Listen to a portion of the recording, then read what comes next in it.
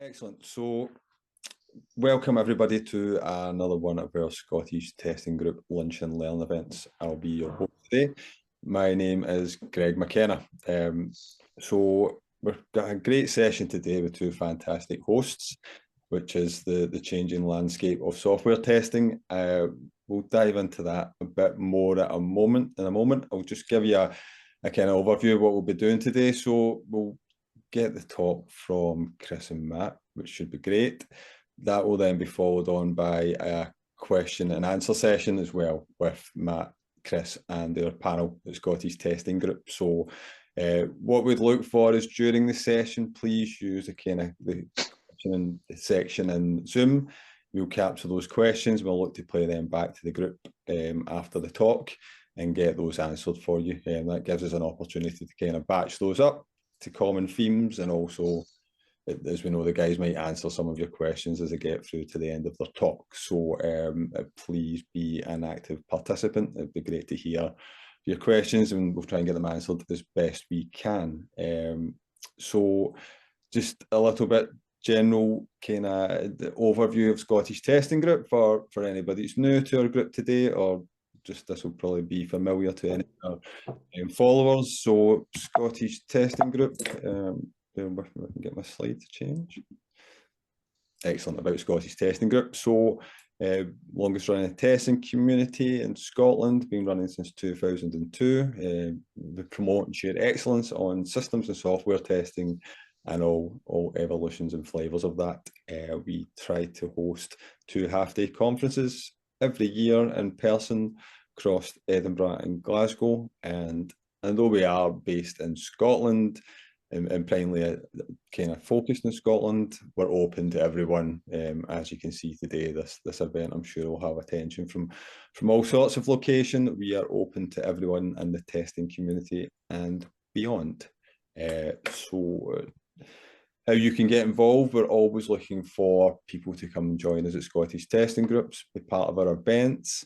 It'd be great even if you want to present an event. We're always looking for people to bring new ideas to the community, spread the word about what we do. The community is obviously so important now, and the arenas that we work in, we need these groups to keep thriving so that we can share knowledge and expertise with each other. We love guest blogs. It's great to hear again voices from different people. Hear it in a blog, in a vlog, just any way you want to play your ideas back. We're always open and happy to give you a platform to do that. And overall, just help us support the community. The testing's got a long and rich history in Scotland, and long may it continue. So it's great that we can keep this community growing and keep it thriving. We also have a regular podcast, which is very finely hosted by Brian, who's had some excellent speakers and thought leaders of the testing industry on that call. I believe Matt's been on that call as well previously, so already had that's right, great contributions to us, and long may that continue. So again, anybody's interested in being a guest, I'm sure Brian would be happy to take some time with you to dissect all things testing. So without much further ado, I will hand you over to Chris and Matt, a quick kind of view from us and why we thought this was important. The testing landscape and technology landscape is changing radically, as we're all witnessing at the moment, be it AI or the pressures of kind of economic, business, technology change is making it a complicated landscape.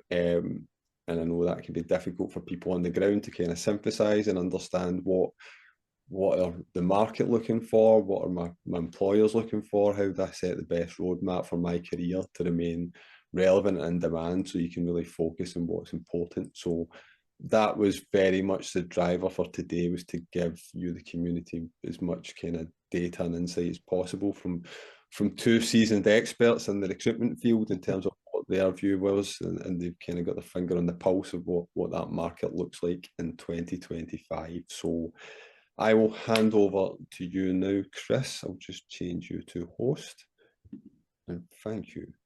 Thank you, Greg. Hello and welcome. I appreciate you giving up your lunch hour to come and join us. Just while I'm setting up and sharing my deck, could you all just pop in just your job title and where you're dialing in from today, just so that me and Matt have a little blended view of who the audience is, please?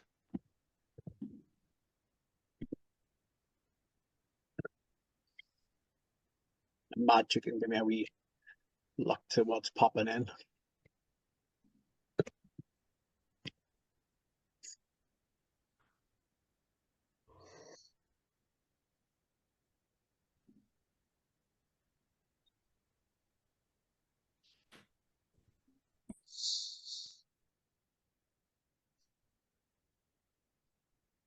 Okay. Can we all see this? I can. Yep. Excellent. So, welcome again. Myself and Matt will be doing a lunch and learn on the changing landscape of software testing, an overview of the evolving trends, essential skills, and the transformative role of AI in software testing from a recruiter's perspective. My name is Chris Murphy. I've been focused in the software testing market for 16 years. I've got a dual perspective, a sort of a deep understanding from a recruitment agency background, and also was ex-director of a leading test consultancy, helping grow that business from very early doors, 9 people, upwards to 200 before I left. Placed hundreds of contractors in the software testing space, and currently I'm the director of projects at Bright Purple Resourcing, focused on statement of work, enterprise science, functions, RPA, and software testing. We're going to share with you some insights and observations on the changing landscape of the software testing market and the market overall. I think we're both seasoned professionals in this space with about 15, 16, maybe even more years experience between us. We have different stories to tell. Both of us have walked different paths, but I think we've got pretty good perspectives on what a recruitment industry perspective is on the changing landscape of testing. We hope to give you some key takeaways, insights, and tips that can be relevant for you in a fast-paced and evolving job market. Matt, I'll hand over to you just to give yourself a wee introduction as well. Cheers, Chris. Hi, everyone. First of all, apologies. I've been told that I'm slightly echoey. Unfortunately, I'm sitting in a bit of a box room in my office and I can't change that. So do bear with me. I hope it's not too bad. Thanks to the STG for the invite today. Prior to a few weeks ago, I hadn't had too many dealings with them other than with Brian after being on the Quality Together podcast last year. Brian's someone that I've been connected to for many years. I've been working in the test recruitment space for 18 years now. And over that time, placed over 300 people into testing jobs in the UK. You may detect my slight Brummy twang. So I'm from the West Midlands. Most of my recruitment has been in England. I have done some in Scotland as well. But I'm hoping to give a good perspective on, as Chris said, what the market is looking like at the moment. Alongside my efforts in test recruitment, I also run an event called QE Babble, which is a monthly online, very similar to this, lunch and learn session, covering different topics that are relevant to people in quality engineering. So Chris, if you just moves on to the next slide, I'll run through what we're going to talk about today. So we've got a few bits to cover, and hopefully we'll have some Q&A at the end as well. So we're going to start off by looking at the state of the market in 2025 with a bit of an overview of what the last few years have looked like. Then we're going to look at test automation and what the market's looking for in terms of automation skills. Then we're going to come on to the chunky topic, which I'm largely leaving to Chris, which is about AI and the evolution of AI in testing. And then we're going to look at test leadership and how the space for test leaders has changed. And I've got some good data around that as well. And then we're going to hopefully leave you with some tips around staying relevant.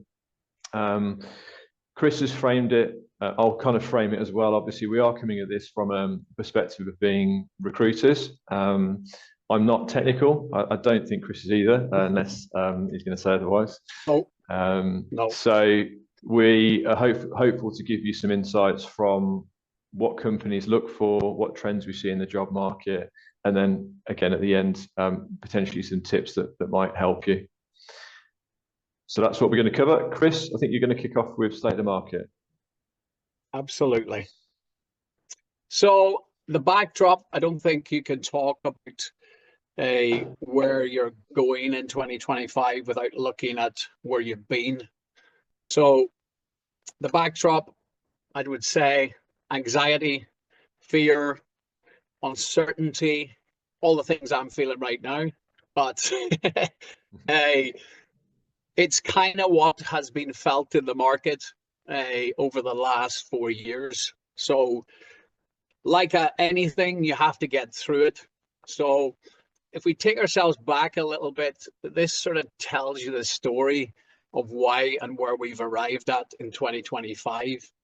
So firstly, there's a lot of macro sort of elements to this. You know, the pace of change in the marketplace has been rapid. Firstly, COVID-19, which had us all locked down in our houses in 2020, 2021, rapidly increased the way and disrupted the way we worked. Work from home policies had to be implemented and are still in place to this day. We all became very comfortable at home. We all got dogs. We did these things that everyone does in those times, but we became very reliant on our mobile devices. From the mobile devices, we were ingesting large amounts of information. We were working through them. We were entertaining ourselves. And from that, we were consuming large amount of data. That data had to be collected, presented, stored, and the adoption of cloud services was accelerated. Also, to keep up with this, DevOps and Agile adoption was accelerated to make sure that with this new working way, we had the right methodologies to get through it. 2022, we moved into the era of, I would say, the land of milk and honey. We got a taste of freedom. It was a very strong candidate market. I would say it was a year of growth and hiring. So in a very strong candidate market, you see salaries and rates increasing as people are fighting for talent, basically. So a surplus of jobs versus a real lack of talent out there. We also seen the first evolution of what I would say Joe Blogg's AI to us, basically. ChatGPT was released in November 2022. So we all got a taste of what could be and the rapid speed of change that could be coming ahead of us. It was a very good year for everybody. I think, you know, it was one of them years in history where, you know, this is the first dawn of AI for most people. 2023, 2024, what goes up must come down, unfortunately. So we really had a market correction, a post-COVID bubble, a tech bubble. You can refer to it as many things, but it was like a perfect storm, I would say. There was political uncertainty across the globe. We had 70 democratic countries going to the polls in 2024 alone. We had UK recession happening, in or out, we didn't know. We were in a state of flux and uncertainty, in a sort of a market which we couldn't get any confidence in. So M&A activity was dropping, people's confidence in hiring was dropping, and it was moved really much towards an employers-driven marketplace. So employers were able to exploit that with lower salaries, lower rates, redundancies were happening. And unfortunately, you know, from a human element, we've all been through this last 16 months. And, you know, Matt, you can chip in here as well. I would say I haven't seen a market like this probably in my 16 years of recruitment. No, yeah, I totally agree. The middle of 21 to the end of 22 was, frankly, a really good time to work in recruitment for most people. And yeah, people who were working in technology, they were getting sort of multiple interviews, multiple job offers, big counter offers to stay with their current companies. And in truth, you know, the market probably couldn't be too much different now, even though we're only sort of 2 years on. All those factors you've just gone through mean that we're in a completely different market at the moment. Absolutely. So it's pretty clear the last 4 years have been filled with factors that this community and the IT community as a whole could not see really coming. So it has affected not just the software testing industry, it's affected the full market, macro and micro levels. But on a positive note, it's not all doom and gloom. Since November 24, after all of the delayed elections, the US election happened, and we've seen an upward spike in demand, basically, which has continued through to today. So in my own business at the moment, you know, our first quarter has already been done. So it's a good sign that we're slowly eking our way back to a candidate-driven market. And I think what we're seeing in the trends from that is basically a lot more contract hiring. As companies kind of come out of this market understanding and trying to adapt to what's just happened to them, basically. So I think that's going to be an evolution into this year. We just don't know yet. We're only 2 months really into it, but we're seeing good green shoots of growth across many areas at the moment. So overview, a high level view of the state of the UK testing market, just some high level points, and we'll go into these in more details as we go through the presentation, but some high level figures. It's still a very lucrative industry to be in. The UK software testing market is valued at around £1.2 billion. So you're in the right space. 71% of UK organizations are now automating parts of their testing. Matt will go into that in more detail in his slides. The rise of AI and codeless automation is starting to make testing more accessible. I'll cover that off further down the line. API integrations and security testing. Demand is skyrocketing really as they're integrating sort of AI and ML models into companies, along with the cybersecurity risks and threats that we're seeing across the market seems to be spiking up the security sort of testing side of things. We're seeing shift left and shift right testing gaining traction. Testers are getting involved earlier in the development life cycle and then post-deployment, aligning that with real world behavior and expectations. And the sixth point here is quite important because this is something that has only happened into 2025. We always had the outsource versus hire internally, but now we're kind of seeing from a board level a challenge, a three-way challenge, which is hiring talent internally, outsourcing it, or investing in AI tooling. So that's something that you're probably going to see more of across companies going into 2025. So on to the next one. State of the market 25, sticking with what our clients are saying. So I think the graphic tells everything that this slide's going to say, basically. For any of you who don't know what that graphic is, it's a Swiss Army knife. What our clients are telling us basically is cost-efficient solutions is what they're looking for, meaning they're cutting the cost of larger testing teams, and I'm seeing more businesses move from dedicated testing teams, looking instead for testers who could contribute in multiple sectors and areas. A Swiss Army knife approach to testing. More clients are telling me they need testers who can embed into Scrum and DevOps teams, not just test, but automate, support across CI/CD pipelines, and contribute even to development. So being multi-skilled is now more a necessity than a bonus, is what our clients are kind of telling us right now. Agile and DevOps adoption.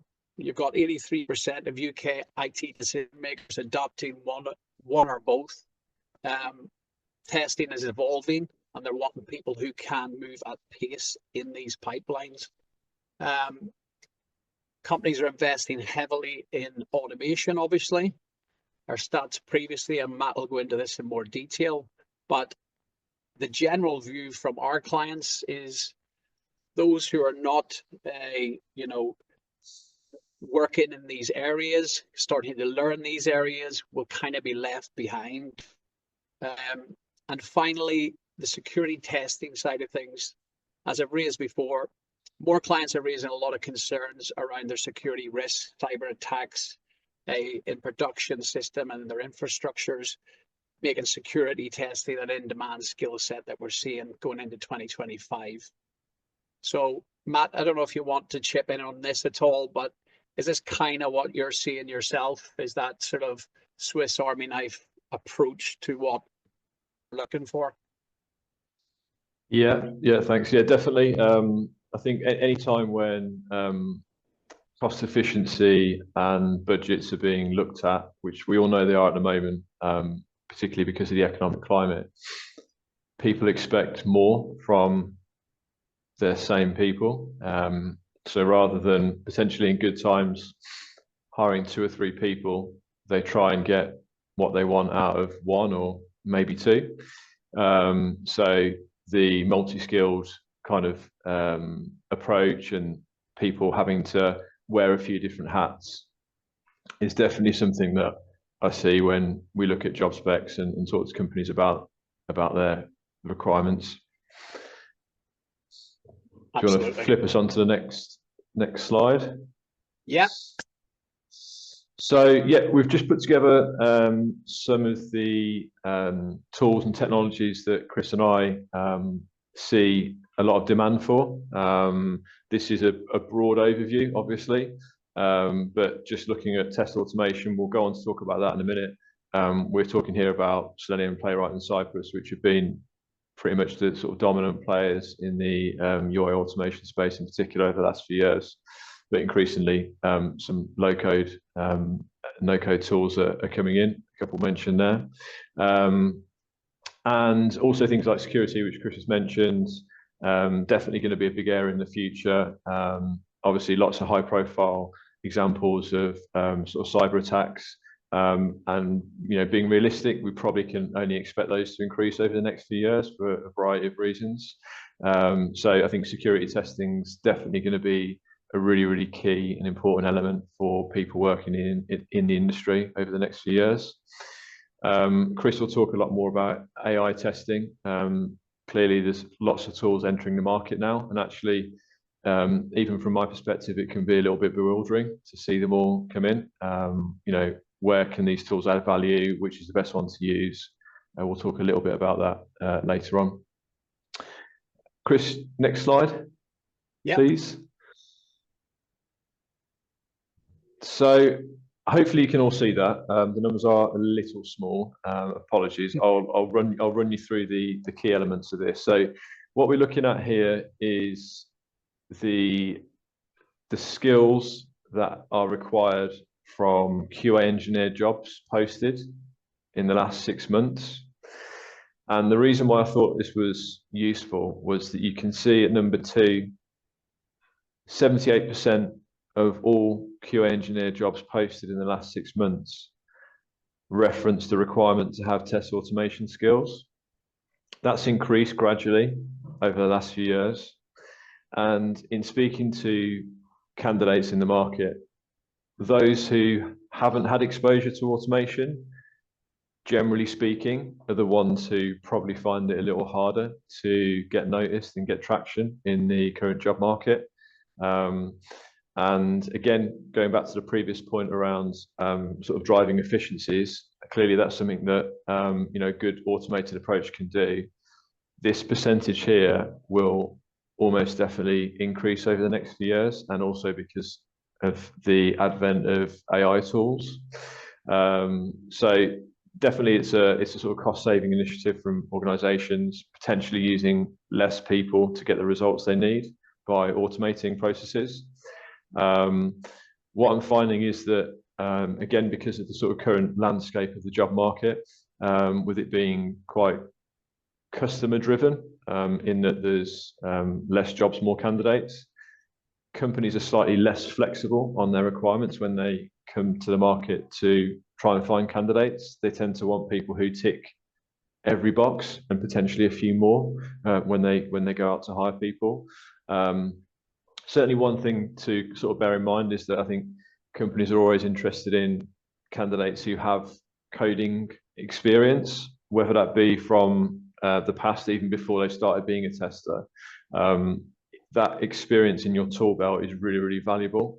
And even if it's something you've done previously, lots of technical people tell me that it doesn't take too long to get back up to speed and even cross-train between languages. So definitely a valuable thing to be picking up along the way. There's other sort of references in here around which test tools are mentioned the most. Again, it's a good way of getting a snapshot of what the market's looking for. We'll talk about that a little bit more in the next slide, though, if you can, Chris. So quite data heavy, apologies, but again, some really interesting stuff to look at here. So I've picked out Playwright, Cypress, and Selenium, those being really the dominant forces in test automation at the moment. And what this graphic basically shows us is how the trends change between tools over the last 2 years. So if we look at Selenium on the right, you'll see that its rank, so that's the ranking of all technologies within the industry. It was ranked at 196 in 2023, but fast forward to 2025 and it's down at 455. And again, interesting one here. So as a percentage of all permanent jobs advertised in the UK, in 2023, 2% of all the technology jobs advertised in 23 mentioned Selenium. But if you fast forward to 25, only 0.5% did. So it's had a 3/4 drop off in that period. I guess the question there is why. Clearly because they're losing some market share to other tool providers. Playwright, you can see here, was a rank of 919 in 23, moved up to 600 in 25. It had an absolutely tiny market share in 2023 of 0.08%, moved up to 0.2% of all the jobs advertised. So you can see that there's a trend towards moving towards that tool. Maybe towards the end of the session, if anyone's sort of watching who has experience in that, it'd be good to see if you've got an opinion on potentially why that is and why it's possibly a better tool than Selenium. But yeah, definitely with the market how it is, organizations are a lot more expectant on finding people who've got experience of one of these 3 tools for an automation job.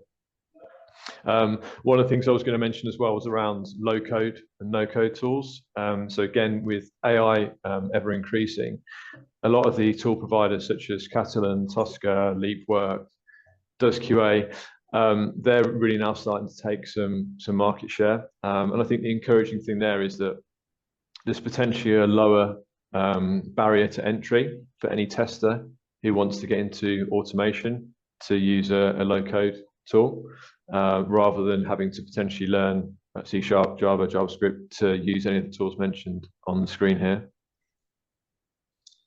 Absolutely. Chris, I think you're going to go on to salary trends, is that right? Yeah, absolutely. Thanks for that. So I'm just going to give a few quick snapshots of where the money's at, because obviously it's always useful to understand where the lucrative salaries are and where the top skill sets are paying the most money. So in terms of salaries, it's pretty much as it's always been: London, Manchester, and Edinburgh. And obviously remote roles increasing the ability to earn. That really hasn't changed even pre-COVID. So what has changed is the top skills that increase earning potential. So Python coding, AI, anything in AI, machine learning, API integration work, security testing, and DevOps integration. These are all commanding larger salaries and larger rates. So this is just collected from Stepstones, who are the biggest job board. They are Total Jobs, CW Jobs, and JobSite. And again, if we move on to a little bit about the salary trends in Scotland, for example, give a quick snap because we've still got quite a bit of content to get through, and I want to leave some time for Q&A. But it's kind of starting to show us a little trend here of old versus new. So if we look at test engineering versus test analysis in its sense of, SIT, UAT as a specific siloed role, test engineering is constantly growing and sustaining its salary and rate and its demand, whereas test analysis skill sets, you can start to see the drop off basically in salaries and demand. And I think that's just a sign of the times. Test management, Matt will go into this a bit more, but it's going through peaks and troughs. We see large demand more in the consultancy space for this. And we also see that peaks and troughs come when you've got large migrations and integration work going on in the market or large M&A activity. The SDET role is probably still the most in demand and most lucrative space to be in, as Matt just described in the last slide. The ability to code and be technical with your automation, you can see that this is soared upwards to the 100K nearly in certain areas. And like everything else, it dropped off in the market of last year, but it's starting to recover. So it gives you a little bit of a snapshot of the salaries across Scotland and some of the key jobs that some of you people may be in at the moment, and some direction of where you may want to go. Another bit of insight from the aggregators of the job boards. This is jobs versus large volumes of applications. So this is what I mean by an employer's market. There is limited amount of jobs versus large amounts of applications. So employers have complete control of what they pay and how much they're paying, basically, because there's a gluttony of candidates and talent out there versus jobs being released. Now, this is 2024 data, so don't get too scared by this. 2024 was the worst year that we've seen in 16 years. So 2025 is starting to show that sign of growth again.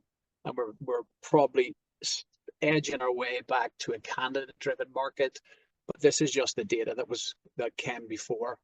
And that's kind of probably what most of you guys have been feeling a wee bit. You may have been sending CVs into jobs and hearing nothing back, basically because you're one of 500 or you're one of 300 or you're one of 400, unless it spells out every single part of that job spec, you're not getting looked at, basically, because there is only a certain amount of jobs in the marketplace. So I think that's very helpful just to look at and understand from your own perspective as people looking for jobs and people hiring jobs, you know, vice versa. I think there's good information there. Just a wee bit about actual data from my own company. The bounce back begins. So you can see a trend here throughout the sort of timeline as I just described in the backdrop of the story of where we've been. You can see the points very much following and tracking to what we discussed. Job vacancies drop. And now we're returning to a bounce back. Basically 2025, this data is even dated now. That's gone up by 3, so it's already starting to show signs of recovery. The one thing I would say is, again, it is all in the automation engineering space. I have not seen any requests other than test automation and a security testing. That's been what we've seen this year so far. So just to give you a flavor of that, this is the in-demand roles. So this is the data from Bright Purple's own database. This is the actual job titles that we've been requested by our clients. So we're no longer getting requests for test analysts. We're no longer getting requests for test leads. We've not seen a test management vacancy in 4 years. Key in demand roles we are getting, and this is just a symptom of maybe the agency side of the fence rather than the consultancy side of the fence as well. You know, consultancies can get their own test managers and leads. So I'm not saying them jobs aren't out there, but what I'm saying from a product space, SMEs, and you know, the changing types of roles that we're looking at the moment, it's very much centric to test engineers with specific skill sets, Swiss Army knife skill sets, leadership in those areas, cybersecurity, networking, and then the emerging technologies that we're seeing on the right-hand side of the screen, Internet of Things, cyber, AI and ML. And we've actually started seeing the first request for an AI test engineer, the first one I've seen yet. So give you a little snapshot about the change of the old guard. I think that's something that we've seen within Bright Purple. Matt, I don't know, you know, from your own company's data, you know, is this kind of what you see as well, or is it a different sort of approach? I think, yeah, I think it's the data you showed for Bright Purple mirrors generally what's going on in the market. A lower demand in testing, but a lower demand in kind of all tech disciplines. I was just going to mention something about the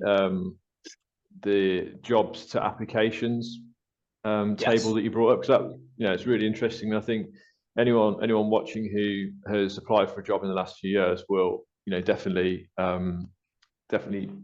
be aware of that, be acutely aware of it. There's no hiding the fact that, you know, it's been a short job market. There's been quite a lot of people looking. Clearly, that's what the data shows there. One thing I would say to sort of slightly counter the data and hopefully give people a bit more of a positive feeling is that there's applications and there's applications. What's become a lot easier in the last few years is the ability to apply for jobs. It's very, very simple now. You can apply for jobs a job in seconds. The reality is that not all of those candidates who've applied for those jobs, there was one there, I think it was 3 jobs, 399 candidates. Not all those 399 people will be relevant for that job or potentially anywhere close to being relevant, but it's a job that they want to do, which is fair and noble, and I wouldn't suggest they don't apply for it. But, you know, do bear in mind, if there's jobs that you see that you like the look of and you see high applicant numbers, I would never suggest to anyone not to apply for it, and don't get too downhearted, because a really good, specific, sharp application, and you've still got a really good chance. Job numbers are high because of the market, definitely, and that's the main reason, but they are potentially also a little bit more inflated now because it's becoming easier and quicker to apply for jobs. Yeah. You can hit one button on LinkedIn and off you go. Exactly. Cool. Do you want to bring us down to test management? Yeah, brilliant. Thank you. So again, I've gone a bit nerdy with some very specific percentages here, but what I'm trying to show, and again, this data is from itjobwatch.co.uk, which is a really good website for kind of getting data on demand in the job market. I can put a link to it in a second in the chat, but basically what it's showing is the percentage of all tech jobs advertised, what percentage of those jobs are for heads of quality. So you can see that 2023, 0.007. So out of all the jobs in tech, 0.007 were related to being a head of QA or head of QE. But fast forward to 2025, so far this year, and that figure's only at 0.03. Test management, a fairly similar sort of trend. It's effectively halved in 2 years, the proportion of jobs for test managers.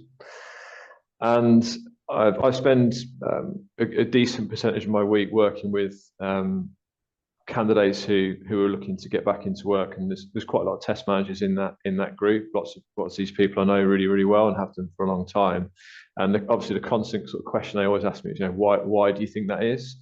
And clearly the way that modern tech teams run now, they don't necessarily have a focal point head of QA, head of QE.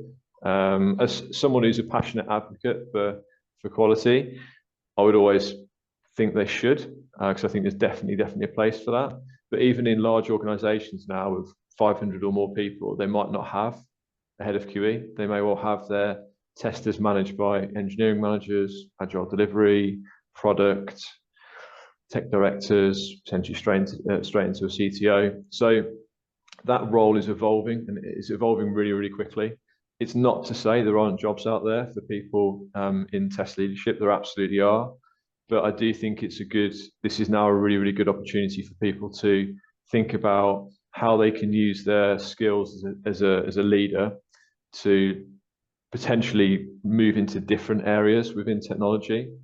Even within those roles, you'll still absolutely wear that quality hat, but you may be called something slightly different, and you may have slightly more responsibilities. Definitely engineering manager or engineering management has been a sort of job title on the rise in the last few years. It's a very broad title because it can mean different things to different organizations, but that's one where I've seen a lot of test leaders move into. So I think if there's anyone out there who, is looking for work in test management, yeah, absolutely, there's jobs out there, and with a really good application, you can give yourself a good chance. But do also think about how you can use your skills to potentially move into a different area within technology. Good stuff. Thanks, Matt. No worries. All right, move on to the exciting stuff. The evolution of AI in testing. Okay, so this is a hot topic across every board or discussion in the IT space right now. So obviously, the software testing community is obviously talking heavily about this at the moment. I am no AI expert, just to put that out there straight away. So the key things I can see happening, and sort of already with some of the AI companies that we're working with currently, is that sort of significant transformation as to how people are going to integrate AI and machine learning into their businesses and what they're going to use it for. I think there's going to be two key areas of disruption and opportunity in this space for the testing community. So AI tools used to augment the SDLC, and AI being used to build new solutions for businesses in the future. So I think it's going to be opportunity and challenge. And the key thing to understand in this space is, if we look at what the World Economic Forum has just published, for the Future of Jobs report 2025. QA firmly sits in the middle segment, which is AI can assist but not replace.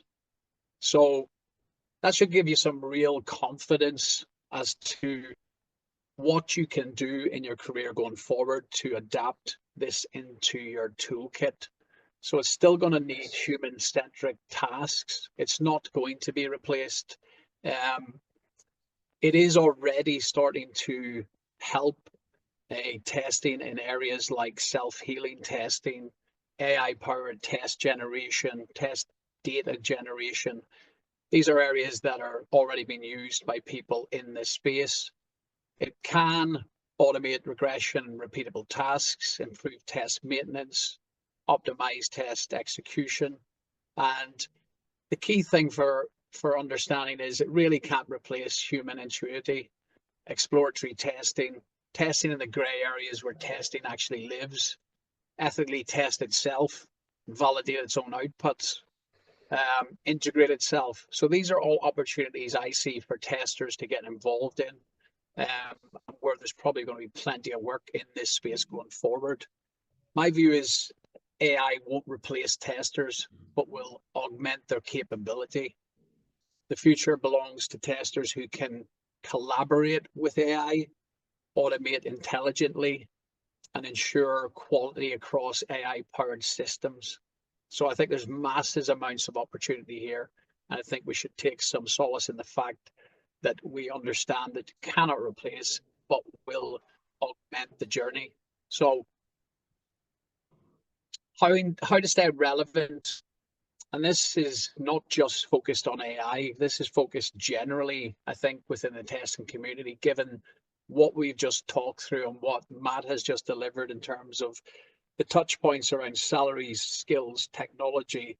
All these areas feed into a continuous learning loop that learn how to use AI as your co-pilot, really. So, for example, I'd done a slide deck in PowerPoint and dropped it into the Gamma AI to do this. You know what I mean? So there's ways to enable yourself and what you're doing with AI. And I'm just very much a Joe Blogs doing my bits, but I use AI probably day to day to do what I can. Within testing, obviously, you know, it's the same applies. Using ChatGPT, Copilot, Gemini for test scripts creation, doing certain things that can enable and sort of help you drive going forward, taking away some of the workload. Getting hands-on on automation and scripting is still something which is massively in demand. You know, while manual testing remains critical, learning automation skills is still going to be very prominent going into 2025, as well as strong API understanding and even performance testing. Maybe upskilling across AI biased and security testing, as we've touched on before. AI models are prone to bias and security flaws, and AI applications will raise many, many concerns. So this is definitely going to be something that testing will have to bring in quality across. Get involved in DevOps and continuous testing. As I said in my previous slide with the Swiss Army knife, most companies have adopted this already. So if you're not able to plug in and play in this area, it's very hard for a marketplace which has limited jobs to give you that opportunity without you continuously learning to get into it. Also, exploring low-code, no-code solutions within test automation solutions. As AI evolves, and we're only in the early stages, no one has a crystal ball of how this will all work out. I think the key thing is looking at what's coming on the market, understanding what low-code, no-code solutions are there. If you're more of a manual functional testing person and you're not technical, this could be your segue into this area, basically. So probably start exploring these areas would be my key takeaway for continuous learning.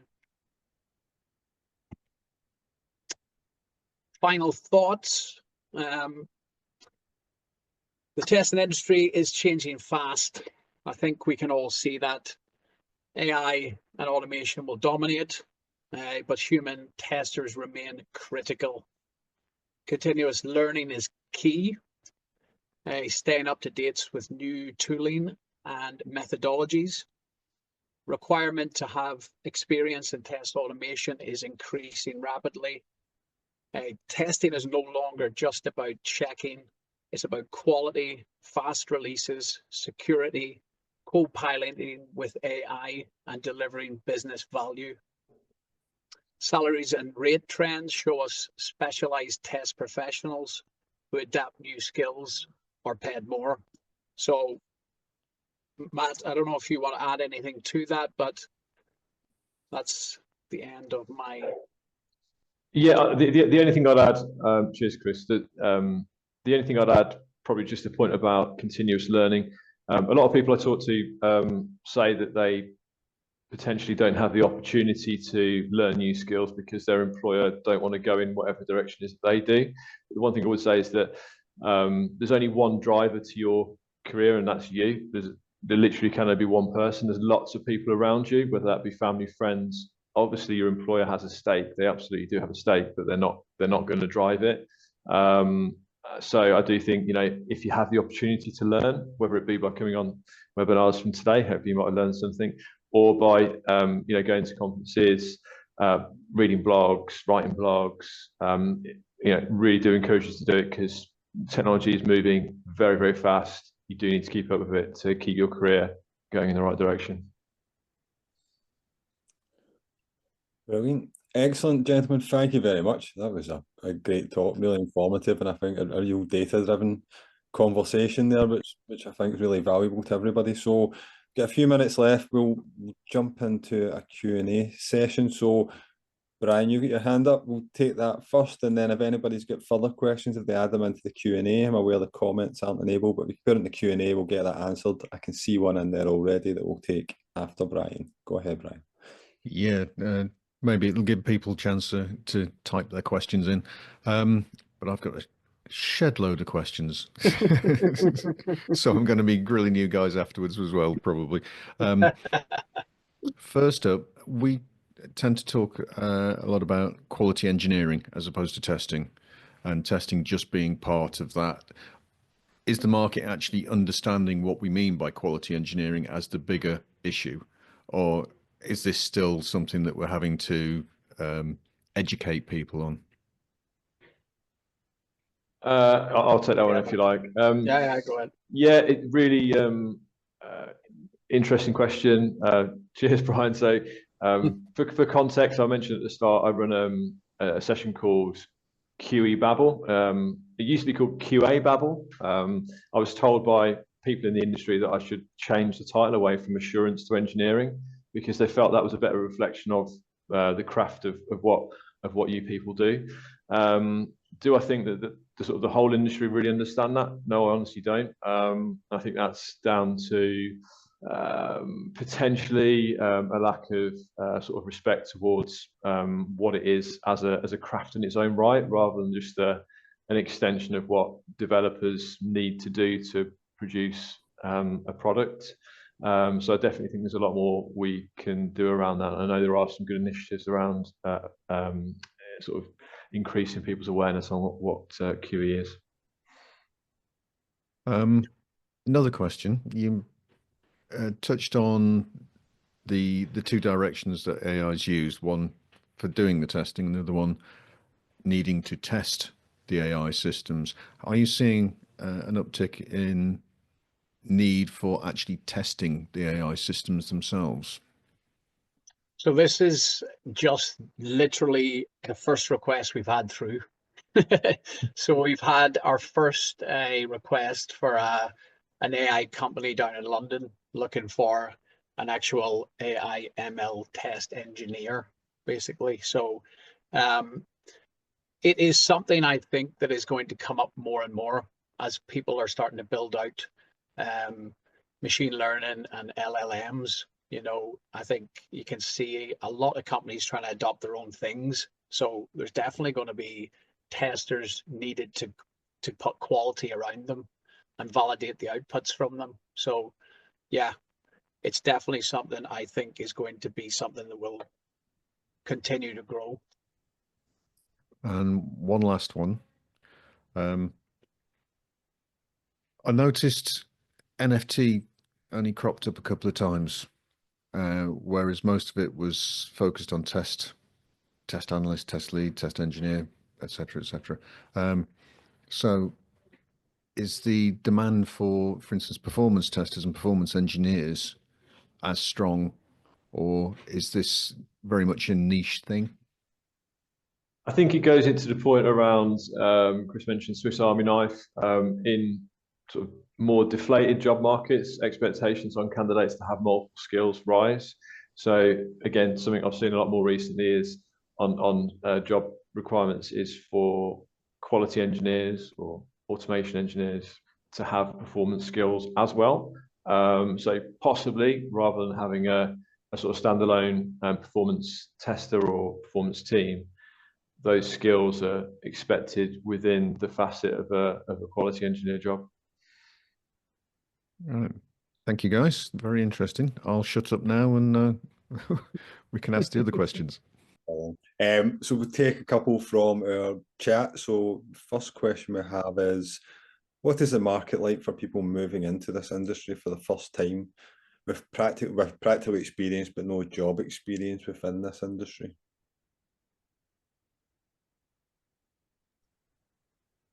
Do you want to go, Chris? Yeah, sorry, what, say that again, Greg? I'm trying to look for the chat here. Question, what is the market like for, I'm assuming, associate test engineers, anybody that's entry level that's got practical experience but no job experience to get into testing? Right now? Yes. Very hard. I'm not gonna lie.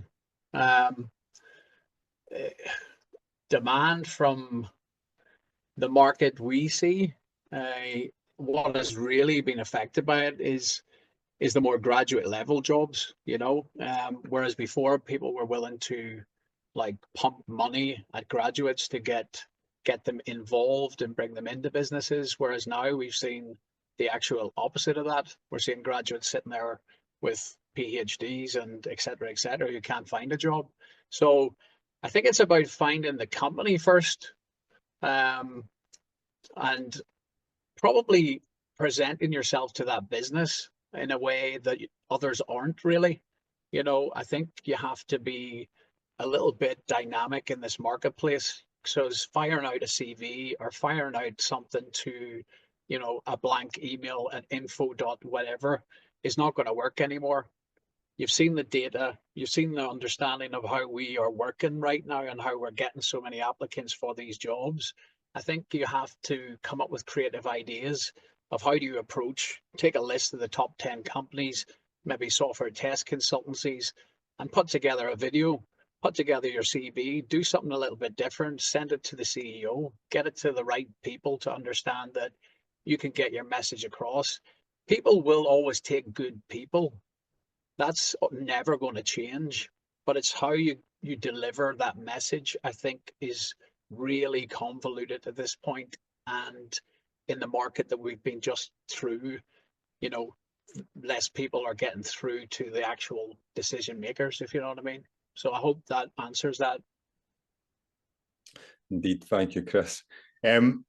We have sadly run out of time on this session, but I think the amount of input and information that definitely tells us this is something we need to go into again with Scottish Testing Group in the community. I think there's a lot out there to keep people kind of on top of what's going on in the market. So I think we'll definitely revisit this in a different guise in terms of kind of keeping people connected to what the likes of yourselves are seeing across the industry. There's so much change, as you say. I think key points you've said to the community today, there's kind of more focus in being a continuous tester in a team and having all the aspects of testing, so not just functional, not just API, be willing to continuously learn and start to answer the questions across all the different levels of testing, make yourself essential to your team, and that'll be in demand in the marketplace as well. So it's really about full stack, for lack of a better term, but the whole kind of what is good quality engineering in the marketplace will make you attractive to what organizations are looking for in terms of their